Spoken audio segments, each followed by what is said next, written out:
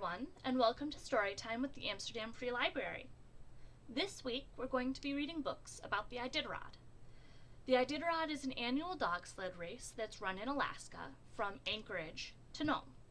And all of the books that we're going to read will teach us a little more about the race. Today, we're going to be reading Painter and Ugly by Robert J. Blake. So while Mr. Blake was attending a running of the Junior Iditarod, he stayed with a family who ran sled dogs. One of these dogs was Painter. Painter had come from another team of sled dogs that had been split up and sold to different people. It seemed to Mr. Blake that Painter missed his old teammate, Ugly.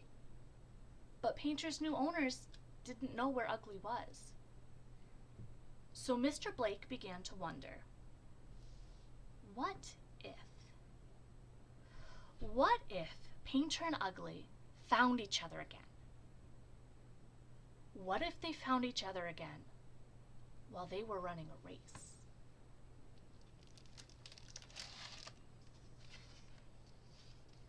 Painter and Ugly were best friends. Through winter, spring, summer, and fall, they were always together. Nothing could keep them apart. Painter and Ugly. After every sled racing season, the boy called Jake always left his dog team to run free on an island on the Yukon River.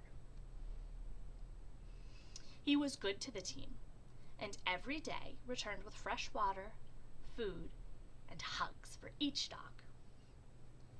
Jake prized every one of his dogs, especially the two that were always together. He named one Painter when he knocked over a can of paint. He named the other Ugly because most of the paint spilled on him. Wherever you saw Painter, there you saw Ugly. If Painter went to fetch a stick, Ugly brought it back with him. If Ugly howled at the moon, Painter sang harmony. And when Jake built Painter's house too far away from Ugly's, the dog pushed it all the way down the hill and set it next to his best friends. Through the warm days of summer, right into fall, Painter and Ugly ran together, swam together, even ate out of each other's dinner bowls together. If for any reason they were apart, one dog would call out, "Yip!" and the other would answer, "Yip!" And soon the two friends were running side by side, as fast as they could. But one day, Jake did not come with food, water, or hugs. Instead, there came a man with a voice like a chainsaw who herded the dogs onto a boat. Painter was happy to go on the boat because it meant that the team was going to the mainland, and going to the mainland meant that race training was about to begin. And race training meant that Painter and Ugly, the fastest of all the local dogs, would soon be leading Jake and the team in the Junior Iditarod race. "Yip!" Painter called, and Ugly ran to join him at the front of the boat.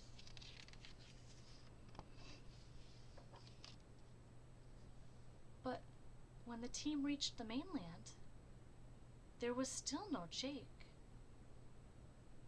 There were only people shouting and waving papers. Big Tonka cried out when he was hauled off by a woman in a beaver coat. Kenai growled as he was taken by a hairy man who smelled of bacon. Painter tried to slip out of his collar when a red-haired boy pulled him away from Ugly. Ugly jumped from side to side when a black-haired boy rushed him away from his friend. Each dog was placed into a different dog box on a different truck. Every truck drove each dog to a different home.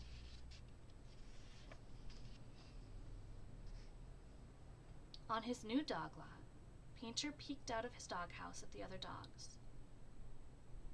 They all knew each other. Painter knew none of them. "Yip!" he cried out to Ugly. But no answer came. Painter was surrounded by dogs, but he felt alone.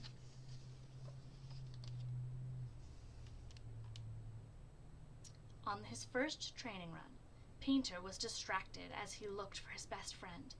He yipped at every team as they passed, hoping Ugly would yip back. He missed commands, took wrong turns, even ran the team over a snowbank when he thought he caught his friend's scent in the woods. The red-haired boy had to wade into the thigh-high snow to untangle the team. He took Painter's face in his hands and said, "You got to earn your place on the team." Painter did not understand the words, but he felt the tone of the boy's voice. He settled down then, and easily impressed the musher. By the time they went on their third practice run, Painter had earned the lead position. Then came Junior Iditarod race day.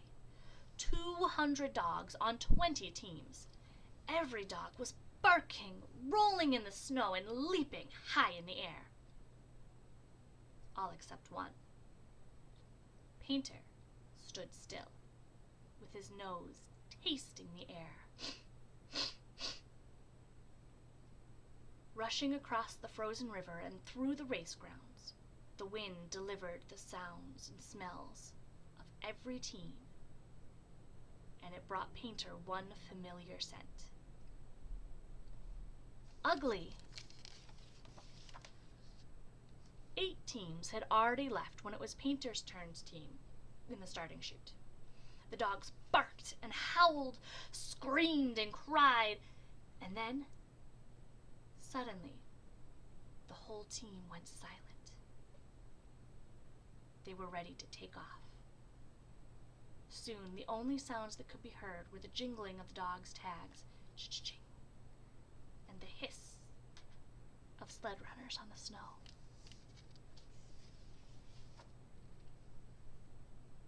After 80 miles of racing, Painter's team arrived at the halfway checkpoint, just 15 minutes behind the first-place team.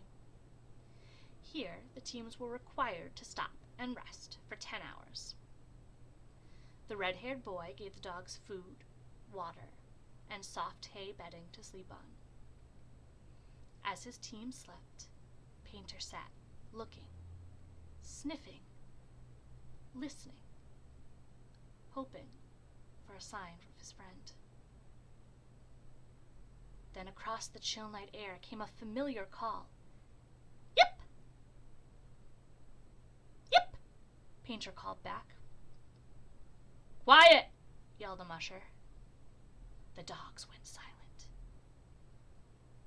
But all through the night, just every once in a while, a soft yip ran across the night air, and another yip chased it back. At dawn, a great chorus of howls arose from a team behind a nearby snowdrift. They got louder and louder, until suddenly they went silent. Painter knew that this meant the first-place team had hit the trail. He cocked his ears and listened to the jing-jing-jing of the team's tags. Painter leapt into the air when the team sprinted into view. Ugly was the lead dog!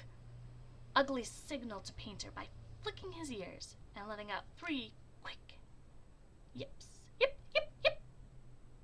Painter answered with 3 quick yips of his own. Yip, yip, yip! Then Ugly and his team were gone.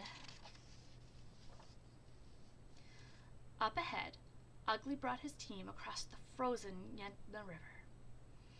When they reached the other side, his musher gave the command to turn left. Ha! But Ugly did not turn his team. Instead, he called out, "Yip, yip, yip!" and jumped off the trail into the low brush. When Painter reached the same turn, he called out, "Yip, yip, yip!" and jumped into the woods too. A mile into the woods, Painter's team came upon a black-haired boy, alone in the snow. Ugly had led his team under some low branches, forcing the musher to jump from his sled. The red-haired boy ran up to him as soon as he could slow his team. "Are you all right?" he called. Painter called too. "Yip, yip, yip!" Then he howled, "Arroo!" From below the ridge came the answering, "Yip, yip, yip! Arroo!" Before the boys could stop them, Painter and his team ran off. Soon, the only sound that could be heard was that of a lonely raven calling in the chill air, until the wind brought the sound of something approaching from under the ridge. Jing, jing, jing.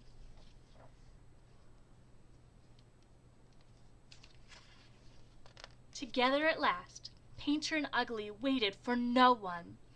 The teams ran hard to keep up with their leaders, and the boys ran hard to catch up with their sleds. Just as the dogs reached the frozen river, the two mushers jumped onto the sled runners and called "Faster!" to their teams. Painter and Ugly knew they had to run full out to catch up to the other teams that had gotten ahead of them while they were off the trail. But running full out together was what they liked best. Once they reached the zone called No Man's Land, Painter and Ugly passed every dog in sight. Painter and Ugly crossed the finish line at exactly the same time together. Not a nose, not even one whisker stood out farther than the dog in front of the other. People will talk about that race forever. What happened, how it happened, and why it happened, in the way that people do. But Painter and Ugly, they never cared about people's talk. Painter and Ugly only cared about being together, because nothing can keep two real friends apart. The end. Thanks for joining us today. We'll see you for the next video.